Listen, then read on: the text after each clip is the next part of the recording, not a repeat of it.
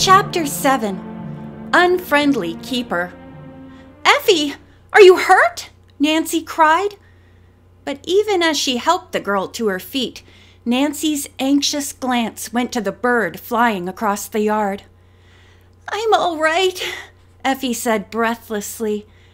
"I'm sorry I scared him away. There he is!" She pointed to the pigeon who had come to rest on the garage roof.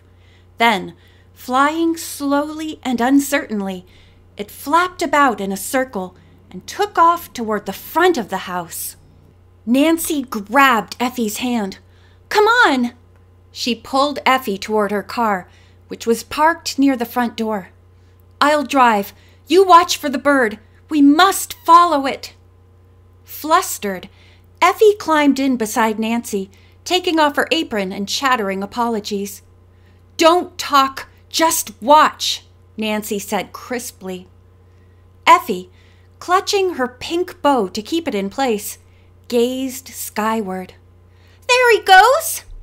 The pigeon was flying low along the street in front of the house.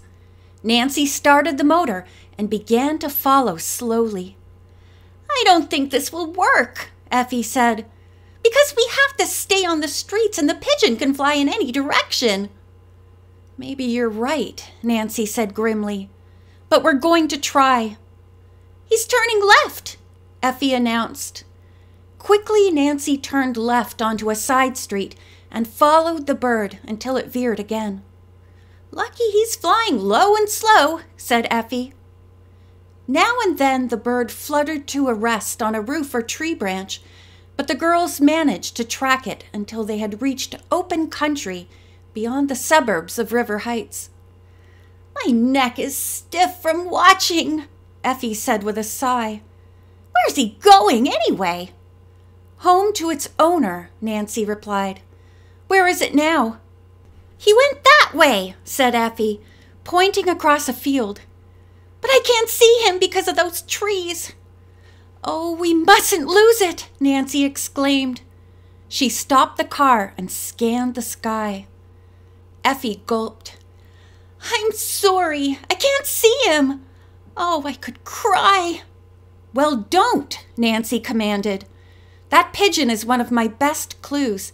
I must find it." Suddenly, she spotted the large gray bird flying out of the clump of trees. "There he goes!" Nancy exclaimed. Luckily, the pigeon flew parallel to the road, and Nancy drove along behind it. "Please watch the bird, Effie," Nancy implored, as her companion looked away. "I'm not even blinking both eyes at once," Effie assured her. "I blink one eye at a time." After a mile, Effie suddenly pointed to a grove of elms that towered over the flat fields. "Look! He's going round and round over those trees. I think he's dizzy." "No," Nancy said, and felt a quiver of excitement. "That's where it lives. I see buildings in the grove." A second later, the pigeon disappeared among the trees. Nancy halted the car beside a stone wall over which honeysuckle tumbled. A short distance ahead was a driveway. "Listen, Effie," Nancy said firmly. "We are going in there, and you are not to say a word about our keeping the pigeon or following it here." Effie's eyes were wide. "Is there a gang of kidnappers in there?" she asked timidly. "I don't know who's there," Nancy replied, "but we must be prepared for anything." Then, seeing that Effie was trembling, she said, "Would you rather wait here?" "Oh, no! I don't want to stay alone. But maybe I could hide in the trunk." They got out of the car, and Effie scrambled into the luggage compartment. She left the lid open an inch so there would be fresh air. Nancy slipped behind the wheel again and turned off the little-used sandy road onto a well-kept gravel driveway. It swept in a great curve toward a long, rambling white house. Nancy drove nearly a quarter of a mile. Then the path dipped under the trees, and Nancy saw that the house was a mansion. Whoever occupied it must be very wealthy. White columns supported the overhanging roof of a porte cochere. The young sleuth did not stop there, but headed toward the outbuildings, to the far right of it. She pulled up in front of a stable. Quietly, Nancy got out of the car. Her sweeping glance took in a nearby shed and a large coop beside it containing a number of pigeons. On the roof rested the pigeon Nancy had been following. The yard was empty. Except for the cooing and flutterings of the birds, the place was silent. Was it deserted? Nancy wondered. Suddenly, she was startled by a noise that sounded like a pistol shot. She whirled. In the shadow of the stable doorway stood a dark, thin-faced man wearing a riding habit. He carried a long, knotted leather whip, which he cracked again. With an unpleasant grin, he said, "Scared you, didn't I?" Keeping her voice cool and even, Nancy said, "Good morning. Is the owner here?" "Nope," he said, studying her carefully. "What do you want?" "I'd like to buy some pigeons," Nancy said. "They'll be expensive," he said. "Ours are specially trained to fly both day and night. How many birds you want?" "2," Nancy replied. "Do you take care of these all by yourself?" she asked casually, hoping to get a lead on how many men worked at the place. "Sure," he said. As he walked toward the coop, he spotted the pigeon on top of it. Oh, he exclaimed softly. "So you finally got here." He hurried over and picked up the pigeon. The keeper looked it over curiously, then opened the capsule on the bird's leg. With sinking heart, Nancy remembered that the message was no longer there. She had intended to replace it before releasing the pigeon, but the bird's sudden escape had made this impossible. When the man saw that the capsule was empty, he bit his lip and frowned. After putting the pigeon into the coop, he turned and walked back to Nancy, his eyes narrowing. "It's a lovely house and grounds," she remarked innocently. "Who lives here?" "I'm kind of busy this morning," he said curtly. "What kind of birds you want?" "Any healthy pair will do," Nancy replied.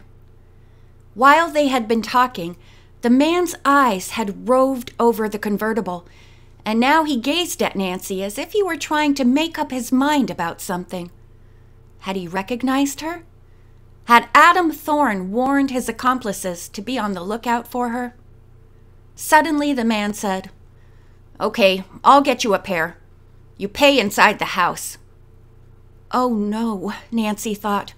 "I won't risk that. I think I'd better be ready to leave fast." As the pigeon keeper walked toward the coop, Nancy got back into the car and started the motor. Instantly he turned and hurried back. "Hold it," he said sharply. "I think you'd better come with me and pick out your own birds." Nancy's heart began to thump. "No, thank you," she said coolly. "You can do it." "Get out!" the man snarled and swiftly seized Nancy's arm with one hand. He tossed away the whip and reached into the car to turn off the motor.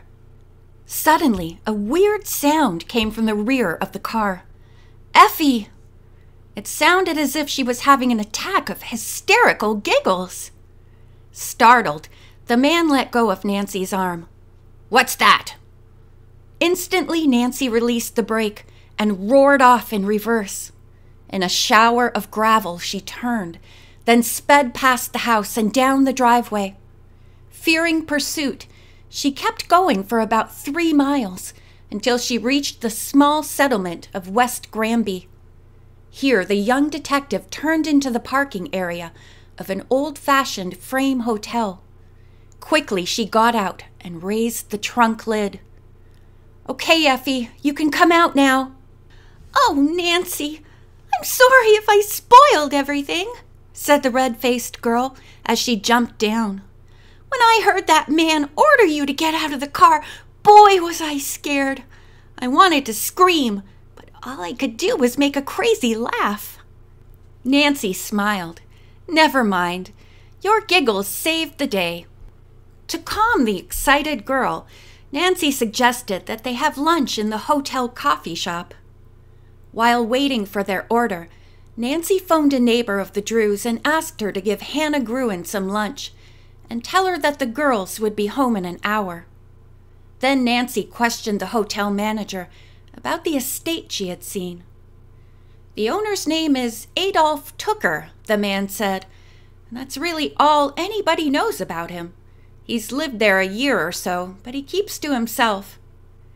"Then he doesn't bother his neighbors?" The hotel manager scowled.